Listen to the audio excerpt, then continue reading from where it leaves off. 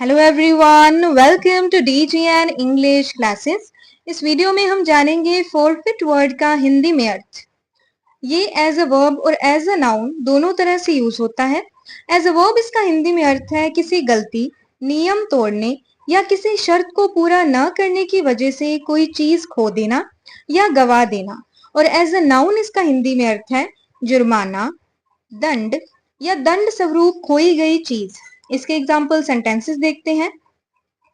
She forfeited her turn by speaking out of order. उसने नियमों के विरुद्ध बोलकर अपनी बारी गवा दी। Second example, the teacher collected a small forfeit from students who came late. जो छात्र देर से आए उनसे अध्यापक ने छोटा सा जुर्माना लिया। आई होप आपको इस वर्ड का मीनिंग समझ आया होगा।